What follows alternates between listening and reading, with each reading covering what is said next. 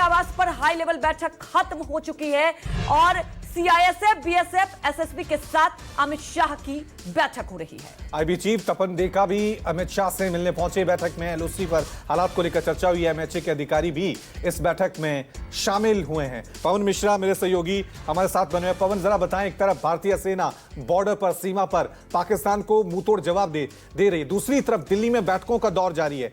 क्या नतीजा निकलकर सामने आ रहा है? क्या स्ट्रेटेजी, रणनीति भारत की?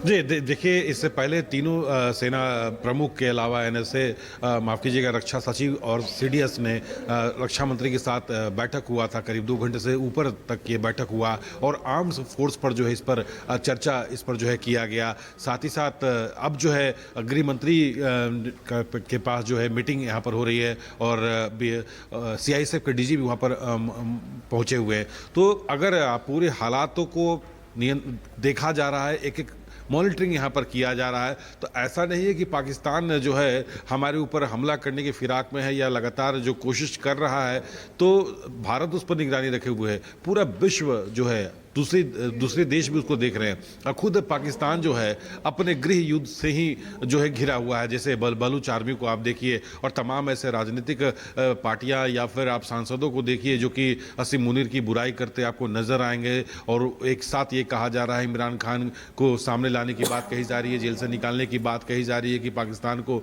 एक युद्ध में जो है धकेला जा रहा है। तो अपने घर में ही तो खुद घिरा हुआ है असीम मुनीर। साथ ही आप देखिए, अगर योजना भी जो बनाता है, ये सोचता है कि हल्के सैटेलाइट से या हल्के ड्रोन से हमला करके ये दिखाने की कोशिश में लगा कि हाँ, हम कोशिश में लगे हुए हैं, भारत पर हमला हम किसी भी स्तर पर कर सकते हैं।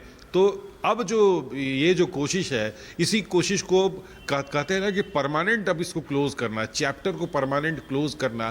पूरे 22 आतंकी ठिकानों के बारे में जो है हमारी आर्मी को पता चला था, जिसमें 9 ठिकानों को ध्वस्त किया गया। तो इस पर ठीक है, तो आतंक के चैप्टर को पूरी तरह से क्लोज करना है, ये साफ तौर से मैसेज इन बैठकों से सामने आ रहा है। इसी के तहत अब स्ट्रेटेजी बननी है, रणनीति बन रही है। गृह मंत्रालय की बैठक, रक्षा मंत्रालय की बैठक। एक और बड़ी खबर इस वक्त की, भारत के डिफेंस सिस्टम से पाक मिसाइलें पूरी तरह से नाकाम हुई हैं। अमृतसर, होशियारपुर, जैसलमेर में मिसाइलें ध्वस्त की गई हैं। 4 तस्वीरें आपके टीवी स्क्रीन पर। होशियारपुर की बात करें, यहां पर कोशिश की, जितने भी बॉर्डर एरिया हैं, बठिंडा की बात करें, जैसलमेर की बात करें, अमृतसर की बात करें, पाकिस्तान ने कोशिश की, लेकिन भारत का एयर डिफेंस सिस्टम इतना मजबूत था कि पाकिस्तान का हर हमला भारतीय सेना ने पूरी तरह से नाकाम कर दिया। बिल्कुल, और पाकिस्तान को मुंह की खानी पड़ी।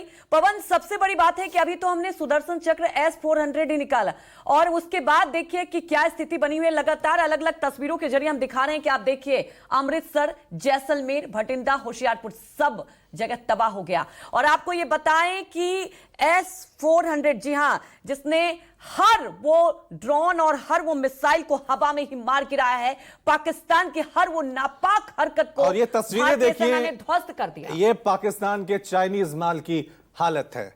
ये तस्वीरें अपने आप में सबूत दे रहा है कि पाकिस्तान चाइनीज माल पे कितना भरोसा करता है और उसका अंजाम क्या होगा। फुस पटाखों की तरह उसके रॉकेट, उसके मिसाइलें जमीन पर पड़ी हुई हैं।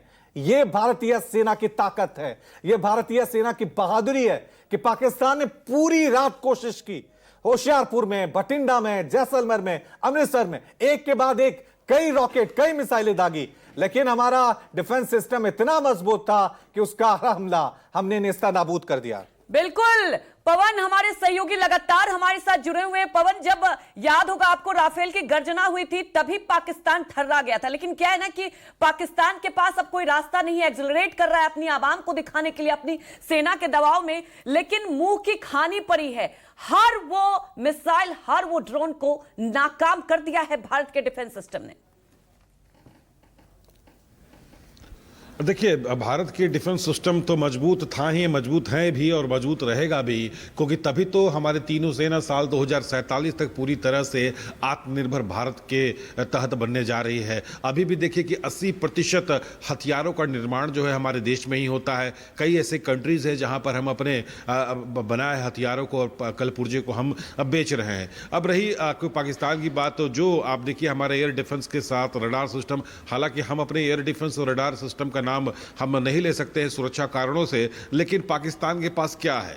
अगर ये एक सवाल ये उठता है कि अगर युद्ध का ऐलान होता है तो पाकिस्तान किन हथियारों से और किन मिसाइलों के साथ हमारी सेना के सामने खड़ा हो सकता है। तो जल्दी से हम कुछ नाम जो है पढ़ देते हैं, जो कि इसी के बलबूते पर अपनी जो है दिग्गी बांध रहा है पाकिस्तान। कभी लास्ट में वो कहता है कि हम परमाणु हमला कर सकते हैं। तो आपको हल्फ एक यानी एक बैलिस्टिक ये मिसाइल है पाकिस्तान के पास, जो कि 70 से 100 किलोमीटर का इसका रेंज है। 500 किलोग्राम जो है ये विस्फोट उठा सकता है। इसके बाद जो है दूसरे नंबर पर इसका जो मिसाइल, ठीक है, एक और